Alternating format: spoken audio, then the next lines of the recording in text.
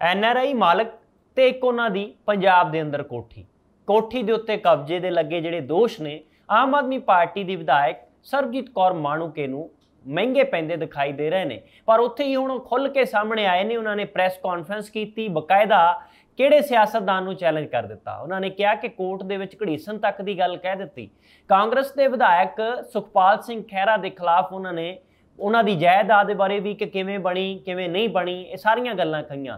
पर इत्थे हुण सुखपाल सिंह खैहरा भी चुप नज़र नहीं आए। उन्होंने भी जवाब दिता है, पर उस तो पहलां सरबजीत कौर माणूके अपने आप नूं निर्दोष दस रहे हैं। उन्हों का कहना है कि उन्हों के खिलाफ जिहड़ी भी हुण तक बयानबाजी हुई है सिर्फ तो सिर्फ सियासी तौर पर उन्होंने बदनाम करन दी है।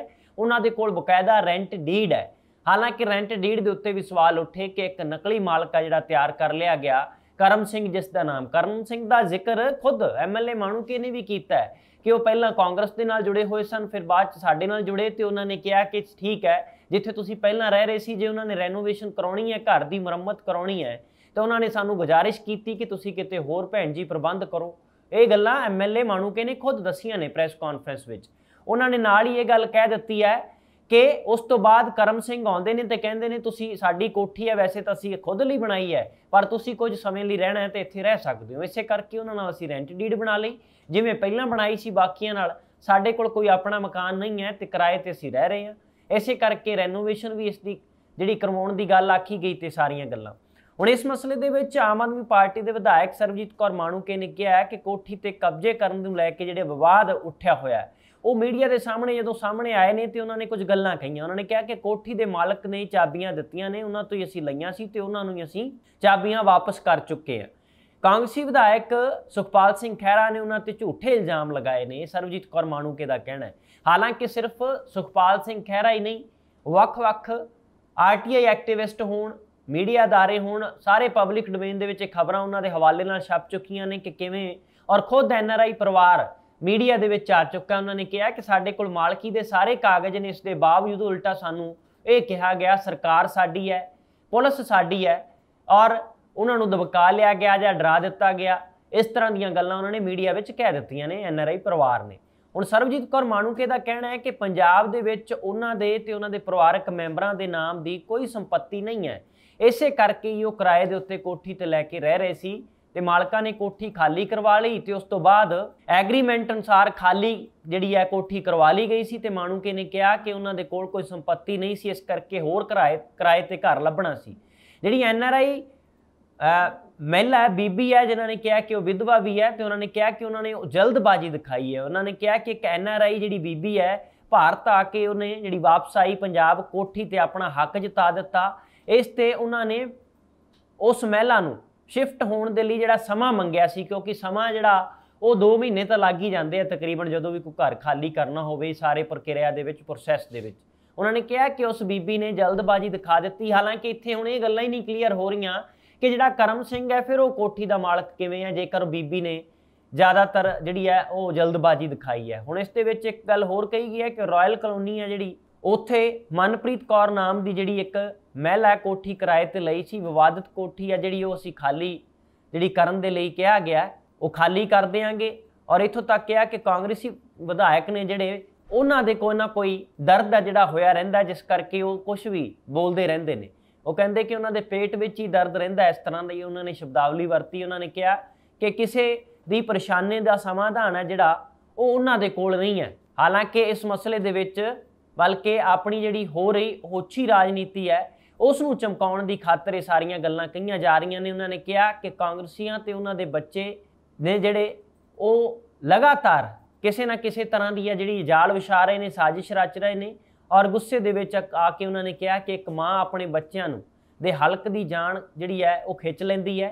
माणूके ने भी कहा कि सारे विधायकों नूं कहा कि जेकर बेवजह तंग किया गया तो मानहानि का केस भी करनगे ते कोर्ट दे विच भी घसीटणगे। उन्होंने कहा कि घटिया हरकतों तो बाज आना चाहिए सुखपाल सिंह खैहरा नूं जिहड़े इस तरह की राजनीति कर रहे हैं।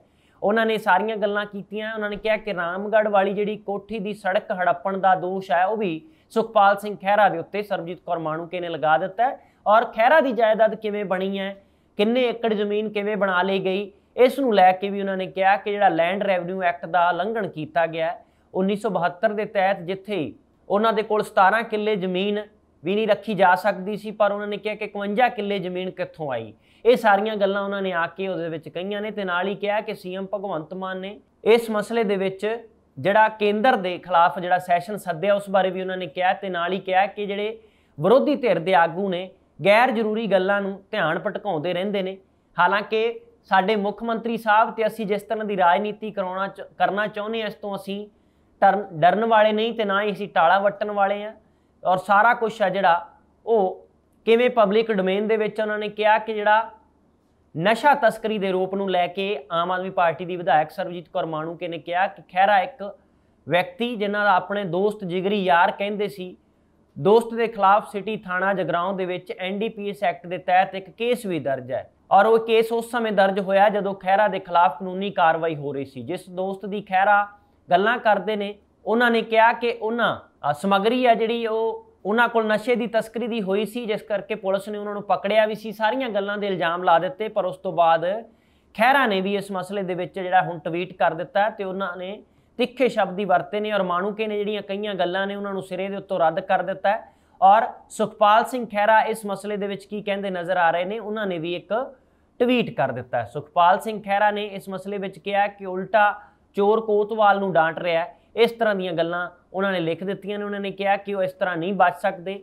ਜਿਹੜੇ ਉਹਨਾਂ ਦੇ ਉੱਤੇ ਇਲਜ਼ਾਮ ਲੱਗੇ ਨੇ ਉਹਨਾਂ ਦਾ ਜਵਾਬ ਬੀਬੀ ਮਾਣੂਕੇ ਨੂੰ ਦੇਣਾ ਹੀ ਪੈਣਾ। ਕੋਠੀ ਤੇ ਉਹ NRI ਦੀ ਕੋਠੀ ਤੇ ਕਬਜ਼ਾ ਕਿਵੇਂ ਕਰ ਸਕਦੇ ਨੇ।